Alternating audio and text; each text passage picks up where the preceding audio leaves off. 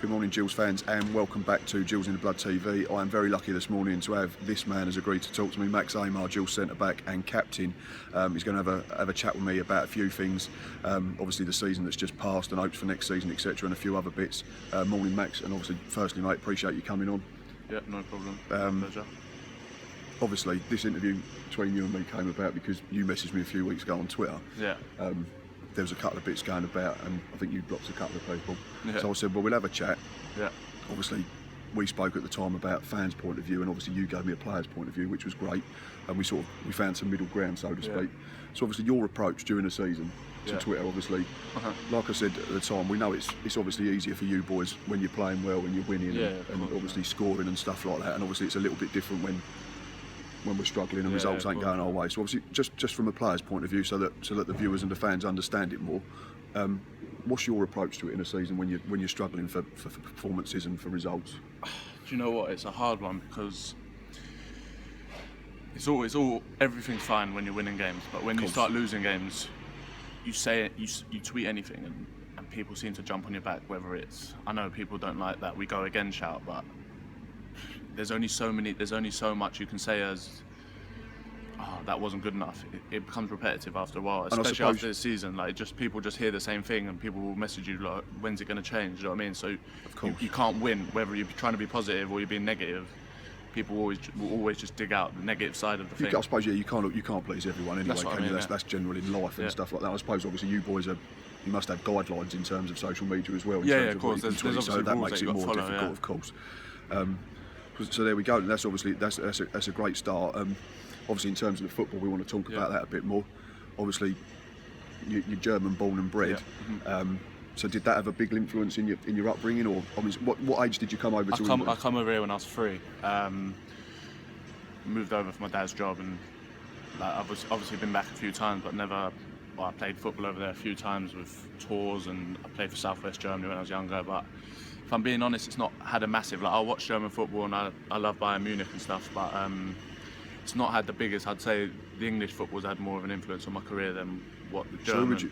So who would you say then? I mean, I wrote a few names down on here as notes, and obviously you just had a look at them before and talked the likes of obviously the biggest icon in terms of German centre half is obviously Franz Beckenbauer, but obviously that's before our time. So sort of more recent ones are like Mats Hummels and stuff like that. And Philipp Lahm's obviously a role model to all probably young German kids. But who are your heroes then, and who have you looked up to in the English game then more than the German game? Well, to be honest, Jerome Boateng is probably my favourite centre half. But he was over here, wasn't he, for a while? Yeah, he was. Even now at Bayern, but the likes of John Terry for me, I think, just how he's been committed to one club, and he gives everything whenever he plays, and that's something I look to do. Proper centre half as well. Proper centre half, yeah. But he can obviously do you're in a slightly different generation even to myself. I'm mid-30s now. Do you think the game's changed in terms of how centre halves play the game now? Is there more or too much emphasis even on having to be able to play? Whereas if you go back sort of 10, 15 years, it was edit, tackle, clear it, win it, and then go and give it to your midfielders. Do you think there's too much emphasis on centre halves having to play football now rather than defend and do what they're meant to do? Yeah, I know what you mean. I just think, like you said, as the game's moving on, I think everyone's got to now be able to play football. You see goalkeepers that are just as good as some of the players out on pitch. I mean, we even notice here, like on a Saturday or a Tuesday, you see like Thomas and Stuart are both down with Pledge doing bits with both feet and that, and trying to pass it out from the back. So there, John Terry then, and any others or?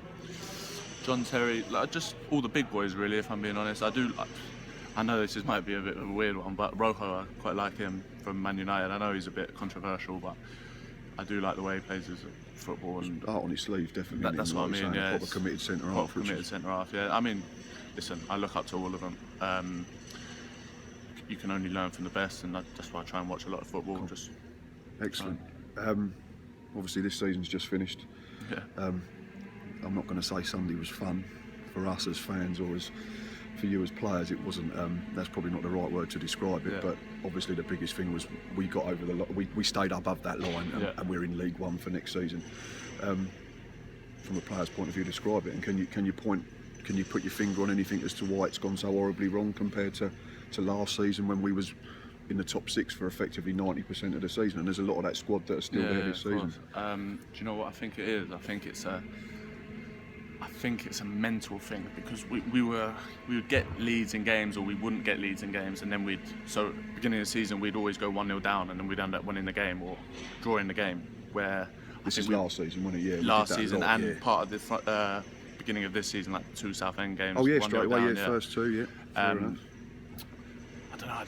And then every time we scored, we'd just be hanging on. We just got deeper. I just think it's a mental thing, and I can't really put your finger on it. We ended up really deep all the time. Even Sunday, it started happening second half. We was screaming at you lot to just get out of that 18-yard box. But it's a lot easier for people. It's a lot easier for people to say on the side, but. Yeah. When you see someone's got easy possession of the football, you can't get too high because the striker will run in behind. Exactly, yeah. Especially if they've got, especially like Sunday, they brought on the lad Keshi Anderson, who's out and out quick. You don't want to be giving him 3 yards head start because if he spins in behind, you're done, aren't you? So, yeah. Of course, and I appreciate that. It's obviously easier for us to sit there from the stand and sort of watch it, but obviously it's different. I mean, I've played at a lot lower level than yourself, and it is obviously that gets banged into. And I play centre half. Is that get up as much as you can and be in the line, but obviously it changes. Because obviously different scenarios during a game, so yeah, of course. Yeah. What we got? Obviously first half of the season. Yeah. I think you was top scorer at one point. Yeah, for a little while, briefly, weren't you? You ended up with 7. I saw a stat yesterday, which is quite incredible. You scored 7 goals, all in separate games. Yeah. Of them 7 goals, we won 6 games and drew 1. So that's 19 points from 21 when you scored. We never lost. Who did I score against and we drew? Chesterfield. At home, I think, down there. Yeah. That header, which I actually got live on my match day live. Okay, yeah. No, I didn't even realise that, you know. No, I think it was Gary Wade, who works for the club. I think he tweeted it last night, which is it's a phenomenal stat. Yeah, I didn't realise. And obviously, in terms of goals conceded and that, you're probably not happy as a centre half because clean sheets is probably your bread and butter. But there's some big ones in there now that are crucial. I mean, even things like Chesterfield is a big one. I think you got us level at home to Coventry. We won. Obviously, the late winner at Shrewsbury. Yeah. Got the crucial. Was it the equaliser at Southend? First day. First game. Yeah. No, second. No, you put us 2-1 up. Oh yeah, Jet scored first, didn't he? Yeah. I made it 2-1. So you got us in front there. So yeah, there's some big goals in. What would you say is probably now, looking back, your favourite or your most important? It's got to be Shrewsbury. Shrewsbury for me, yeah. Just because it was literally Daki took the corner, me and Jet went up. Literally us 2 versus, I don't know, what was it, 6 or 7?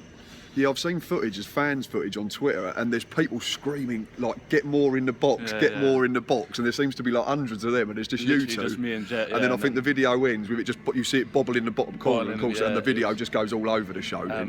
Yeah, Jet's literally challenged for the ball, and I'm just stuck behind him. He's not won the header, but he's stopped them from winning the header, and then I've slapped it in the corner. It's not the best technique, but how it's gone in, but doesn't matter, does it? Doesn't matter. At the end of the day. 3 points at the end of the day, and we're probably happy to get them points.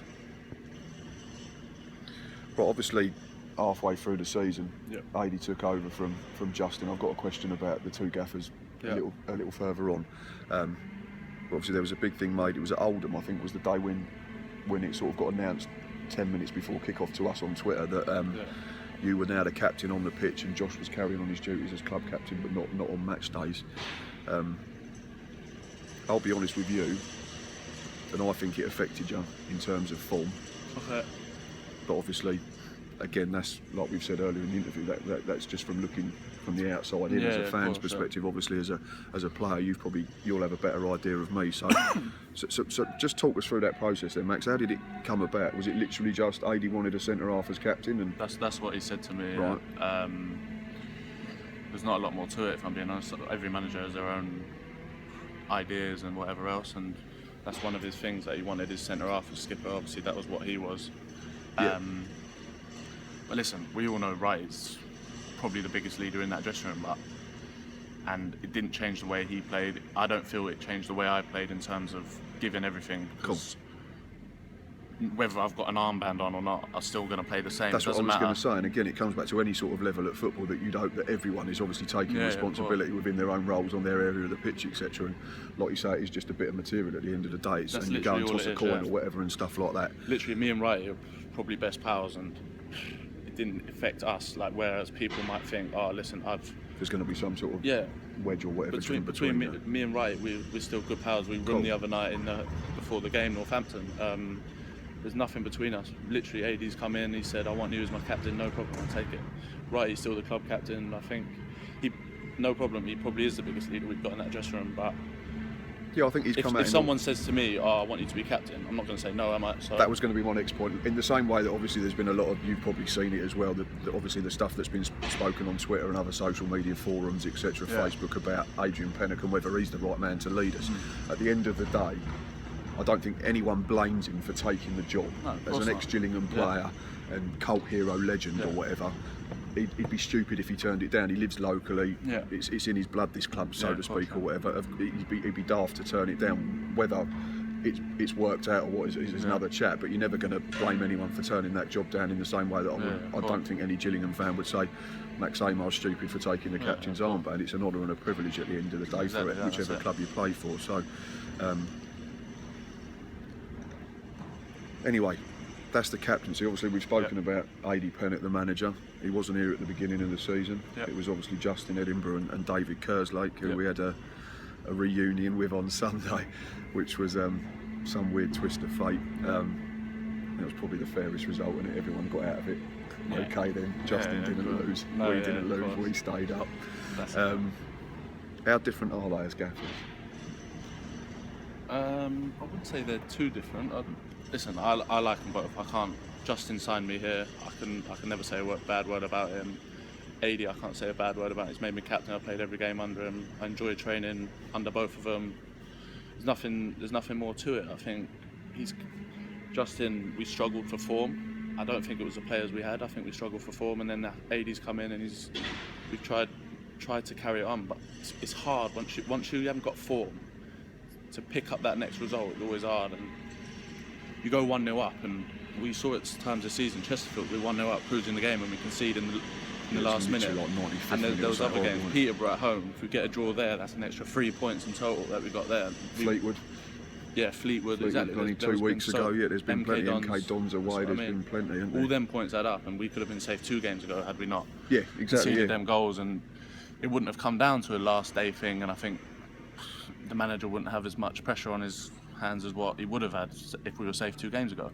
Of course, exactly. So, I mean, earlier we got the job that I don't think it was out now, and obviously it's come out, and obviously hindsight's a wonderful thing, and he sort of admitted that he had to say, "Oh, we're still going for the playoffs." In January. Of course, he's not going to come here and go, "Oh no, we're only going to try and avoid relegation," because he'd get battered from the word go.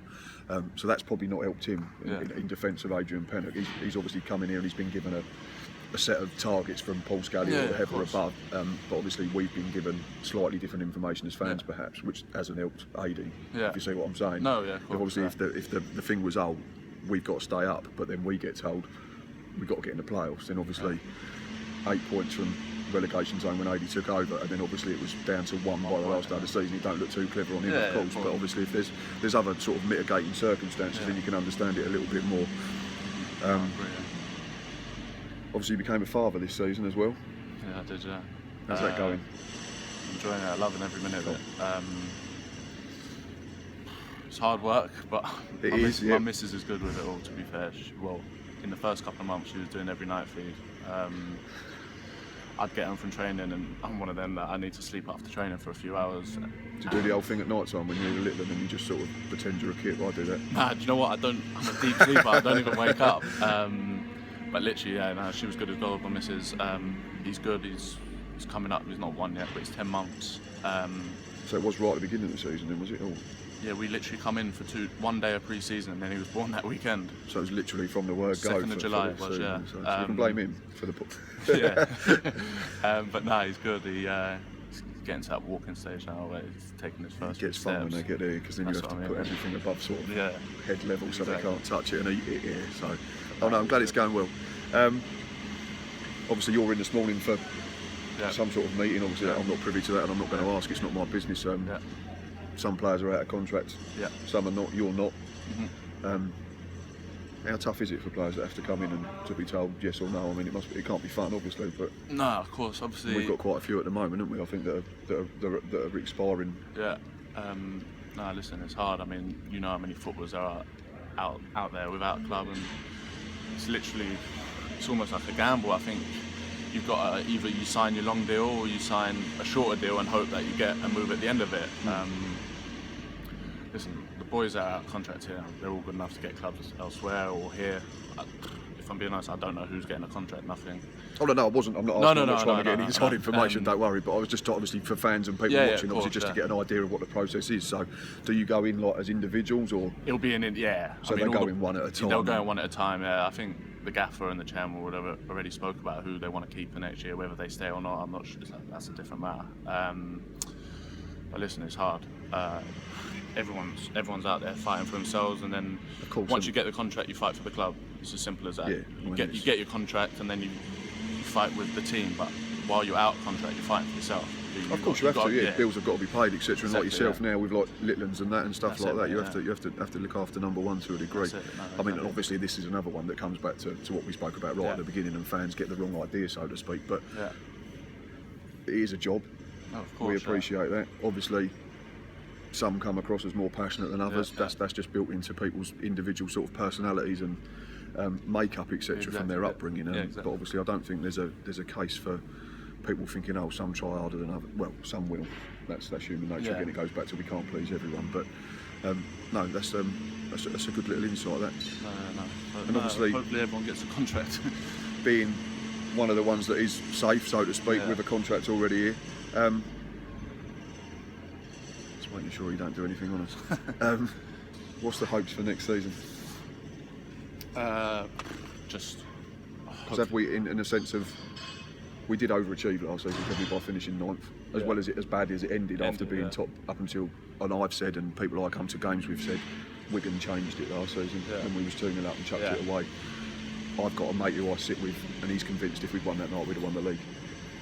I think that was the turning point of that season. I think there was games where I think Doncaster was straight after that one.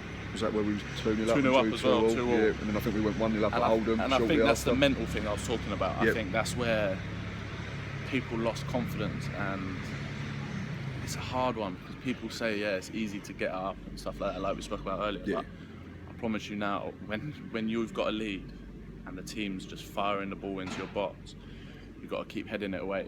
You start getting tired. You don't want to. You can't get up the pitch no longer, and the ball will go up, and the strikers will be tired, and it doesn't stick. So you are fighting a losing battle. Like you're dropping in, and it's not good. But I think that was a turning point in that season. Definitely, it was 2-0 up, and 2-2 away at Wigan would have been a great result. And it sort of filtered into next season as well, didn't it? Because like this season just gone. Like how many times in the autumn we 1-0 up and lost Oldham at home? We lost Port Vale away, I think we were 1-0 up. Bristol Rovers away, we was 1-0 up. And again, it goes back to what you said.